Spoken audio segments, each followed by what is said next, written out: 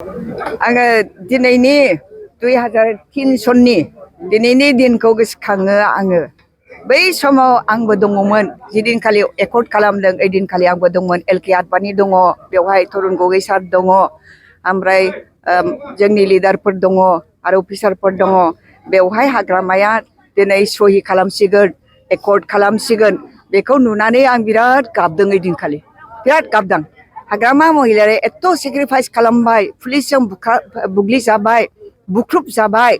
बे बुख्रुब जानाय माने दिग्लि जानायनि उनाव दिनै बिनि जिबना सार्थक जाबाय, बिनि परिश्रमा सार्थक जाबाय। बेखौ साननानै एकदम दोरफो दोरफो आं गाबदों आरोखि ओइदिनखालि। मुखामुखि आं ओरैजाय जदों, हरैहाय बिसोरो आरो माने मन्थ्रिफोर जदों। आं लाखोमानो हायाखै, आं हमथानो हायाखै, बेबायदि दिन थांदों। दा बिनि बिनिमयाव बिनि बदलै जोङो जौगानायखौ नुबाय। बे जोंनि ओनसोला माबायदिमोन, लामा गैयामोन, जेबो गैयामोन, आरो जोंहा बेबायदि इडुकेसननि थाखाय, शिक्षानि थाखाय गोजौ गोजौ बिफाननि जोंहा अनुष्ठान गैयामोन। एकर्डनि उनाव जों बेफोरखौ मोननो हाबाय आरो जोंनि यां जेनेरेसनखौ मानसि बानायनायाव, टेलेन्ट मोनसे समाज बानायनायाव जोङो जाफुंसार होनो हाबाय। बेखायनो बै दिनखौ माने सेलुट होनांगौ। जोङो बै दिनखौ जोङो गोसोखांनानै जोङो खुलुमनांगौ। खिन्थु दिनैनि समाव सरकारि भाबै पालन खालामाखै। बे बिसोरखौ दिनै रोखा रोखा नुबाय, रोखा रोखा नुबाय।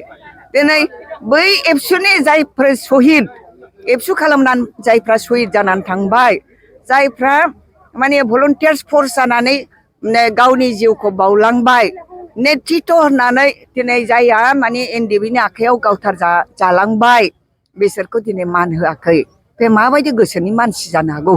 दिनै इउपिपिएलनि लिडारफ्रा माबायदि जानो हागौ? दिनै सरकारखौ बिसोर दखल खालामदों, दखल खालामदों, थगाय थसि जोंनि रायजो राजानि भटखौ बिसोरो लानानै दिनै सरकार खालामबाय। लानो हाबावाखै, जोंसो बांसिन मोनदोंमोन ना। खिन्थु माखासे बिदिनो राजखान्थियाव गोग्लैनानै जोङो माने बिदिनो होख्लायजानांदोंसो जोङो। पलिसियाव जोङो माने गोग्लैनांदों। खिन्थु दिनै बिसोरो सरकार सालायनो थाखाय खाबु मोनदोंब्लाबो बिसोरनि जि बिबेक, बिसोरनि जि मेन्टेलिटि, बे मेन्टेलिटिया मुगैथाव। रायजो राजाया दिनै नुगोन, नायगोन, बिसोरखौ नायसिगोन। दा रायजो राजाखौ थगाय थसि खालामनानै भट लाबाय, साख्रि होगोन, घरे घरे साख्रि होगोन, माबा मोनसे माने आसनि होगोन, थाखा होगोन, फैसा होगोन होननानै थगाय माने भटखौ लाबाय बिसोरो। दिनै जायफ्रा आसा खालामनानै दङ, बिसोरो फेलें जानानै दङ। दा बेखायनो बिसोरनि गोरबोआवबो बिसोरनि प्रति माने निमाहा होनाय मेन्टेलिटि दा गैया, गोसो गैया। बे हिसाबैनो रायजो राजा एखे सुरावनो बुंदों, हाग्रामा महिलारि फैयोबासो जोंहा माबा मोनसे जासिगोन। गतिके हाग्रामा महिलारियानो सरकारखौ दाथों होननानै बोर होदों। दा बिथांमोननि बोरखौ लानानै जोङो आवगायलांनांगोन, रायजोखौ दैदेननांगोन, आरो फैगौ समाव रायजो राजानि प्रति जोङो श्रद्धा खालामनानै, बिसोरनि जि इच्छा बेखौ रेसपेक्ट खालामनानै, श्रद्धा खालामनानै, मान होनानै जोङो फैगौ समाव बिपिएफआ सरकारखौ सालायलांनांगोन। बिपिएफनि सासे गोख्रों दैदेनगिरि खाम्फा बरगयारिया दिनै गुबुन दोलोआव थांबाय। थांथों, जेला बिपिएफआव दंमोन होनबा दाम दङमोन।